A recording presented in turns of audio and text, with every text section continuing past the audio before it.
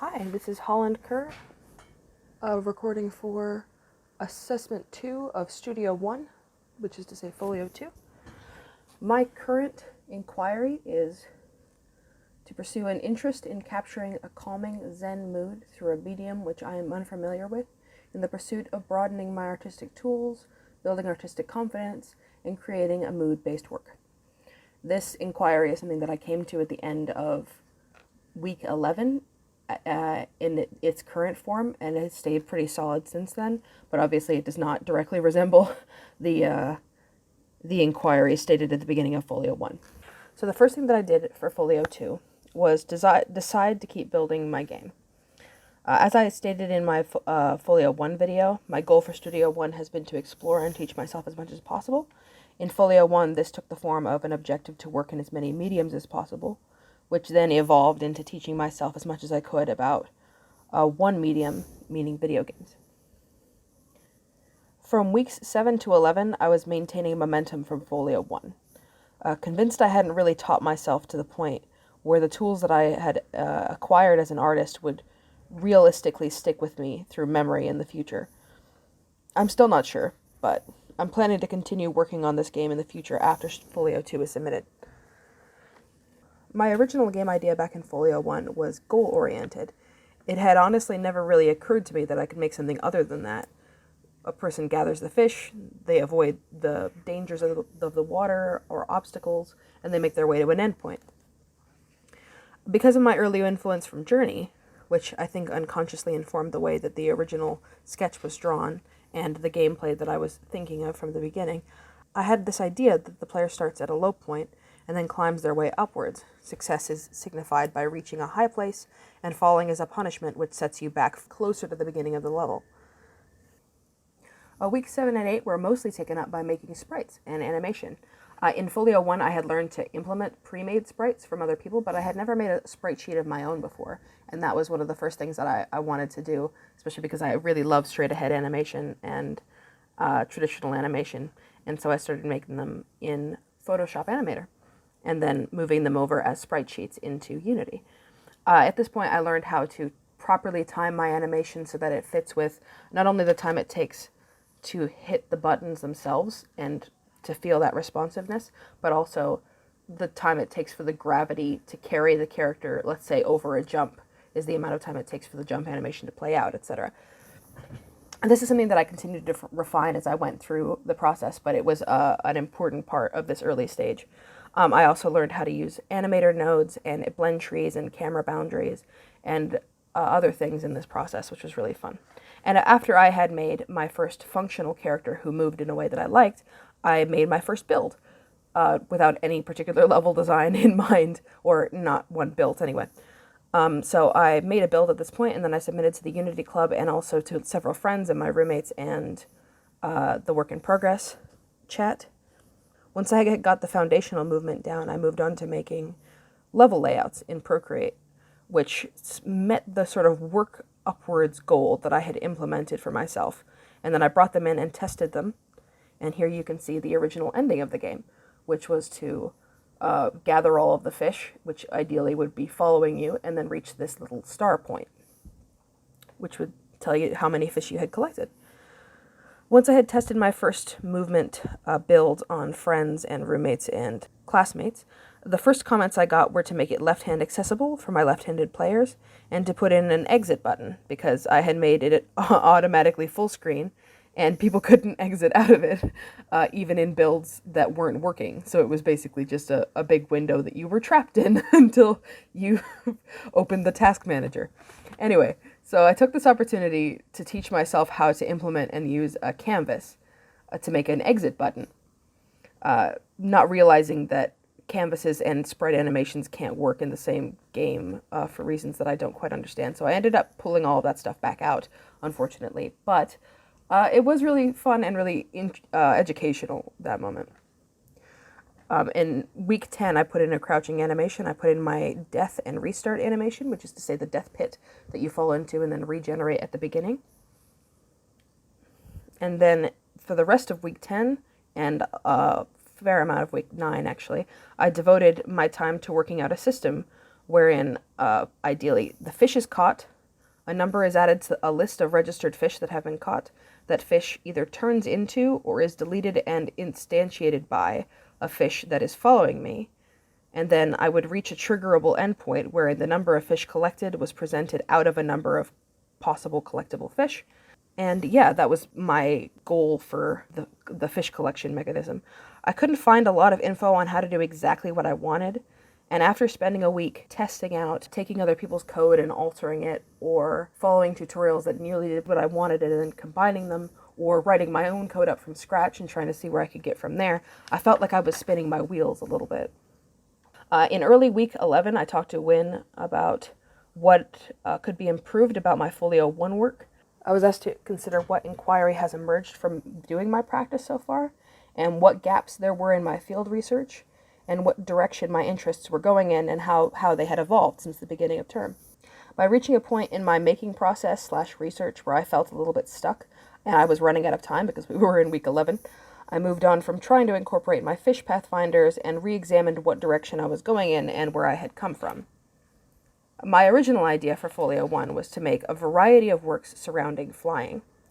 The first work I made on this topic reveals something about the way that I view the theme of flying. It's dark and it's soundless, and its movements are smooth and slow and calming. And I made a work that captures a specific soothing mood that I associate with flying. That mood ended up underpinning all 3 of the works that I made this semester, in one way or another. And at this point, I elected to refocus my efforts on leaning into that instead of evolving away from it. In week 11, I also built my first tile sheets. Patterned after Brecci Tutorial's pre-made tile sheets, I then worked over them and made a couple different iterations of those before I settled on one that I liked. And it was really fun to implement and to work with, though a bit finicky at times. For the rest of week 11, I focused on implementing music into my work. I gathered a list of 20 songs from a YouTube audio library and listened through them while I played my game. And I settled on a list of 2, and then had my friend play through both of those, and we settled on Dream Escape by The Tides. This was my first step in refining my game into something which better conveyed its original purpose. I realized in late week 11 that the issue at this stage was that I was working on 2 different inquiries that are kind of at cross purposes with one another. The first being, can I teach myself to build my first finished playable platformer game in a single semester and embed a range of basic game design knowledge into myself for future use? And the other is, can I create a work that conveys a very specific, soothing, calming, exploratory mood that I interassociate with flying? In Jonathan Fromm's Why Films Make Us Cry But Video Games Don't, he explains that people looking to make emotionally driven work will often have to contend with altering expected video game languages and norms, and his essay made me consider that effective emotional conveyance in games requires extension and experimentation with the medium, which is not something I'm able to do to the fullest extent while absorbing game-making mechanics for the first time. I imagined after reading this essay what my game would have been like if I had a sense of the emotion I wanted to capture from the very beginning of trying to create the game. And I figured it would be something a little more open, broader, less goal-oriented than what I had been making so far. So at this point, I made 2 important decisions. I took out the end of the level and made it an open-ended finding challenge, more like a sort of Easter egg hunt on a playground. And secondly, I decided to put in an end screen for when you find all the fish. You're free to just frolic with 10 extra jumps per jump, enjoying the movement of the character, making the calm into a kind of reward for the player after they've worked to find all the fish. My aim for the last few weeks of the semester was to reconcile these 2 goals into something that strikes a balance between emotive and traditional. Not unlike Journey, though without basically trying to remake Journey. I got some feedback from posting a prototype build on Teams and in Unity Club, and I got pointers and ways to make my game more exploratory and less consequence-based.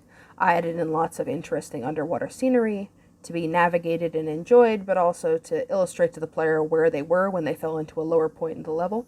And I swapped the sort of consequential feeling falling animation that indicates failure into a floating animation that indicates the player's intentional trip downwards. as of my final draft, I've actually taken the beginning section out of the game as well and placed the character at the center of the level so they can move any direction they like and still win once all the fish are collected. I've learned a lot this folio and this semester in general about coding and efficient workflow and what the game and platform building industry looks like from the inside. I've made my first ever interactive that wasn't a book. The parts I've enjoyed most were the actual real life high you get when you make a C# script that works and you feel like you've lost 25 pounds. It's a terrific feeling.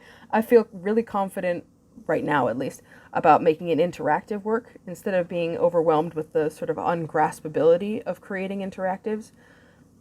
Making sprites and sprite animations was one of my favorite parts. Animations, specifically liquidy feeling animations, as I said, I love animating. I'm really proud of the amount of experimentation I did, even though not all of it was used. And I enjoyed the research and getting to know the field I'm stepping into. Things to improve for next time, I would say, first and foremost, have a more solid inquiry from the get-go. I think my concept is relevant and somewhat original, but I wouldn't argue that it's robust. It spent longer in development than in refinement. And that said, I am extremely proud of where I've come relative to where I've started.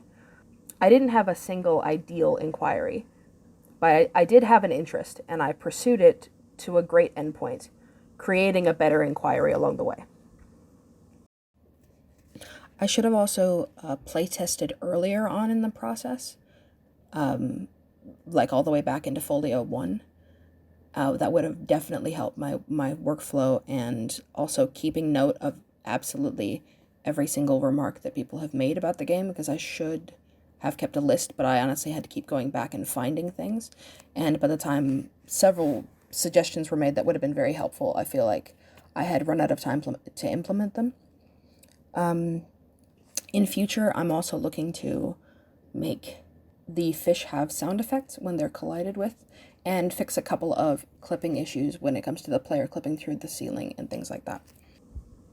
I'm going to continue working on my game well after Folio 2. I really enjoy it, and I think I've laid out and learned a good workflow and created something that I can now procedurally continue to build non-destructively more and more levels and make it longer and more interesting and continue playing with it, mostly so that I don't forget what I've learned, because I have a habit of taking on new interests, learning how to do them very well, and then years down the line not being able to bring them back up from the depths of my memory. So I want to be able to use what I've learned in Folio 1 and 2 in Studios 2, 3, and 4 very much. All right. Thank you so much for your time, and thank you. I've had a terrific time. Thank you.